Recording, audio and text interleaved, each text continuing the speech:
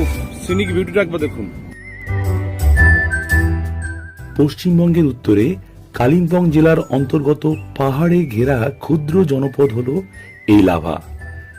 সমতল থেকে প্রায় ৭,২০০ ফুট উচ্চতায় অবস্থিত এই লাভায় শীতে আসলে আপনি পেয়ে যেতে পারেন বরফপাত আর সঙ্গে মেঘের খেলা। তবে আমাদের তা দেখা পাওয়ার সম্ভাবনা প্রায় নেই বললেই চলে, কারণ এখন সবে ডিসেম্বরের শুরু। হলং বাংলোতে কিন্তু এখনো পাখা চালাতে হচ্ছে। ও হলং এর গল্প এখনো দেখা হয়নি?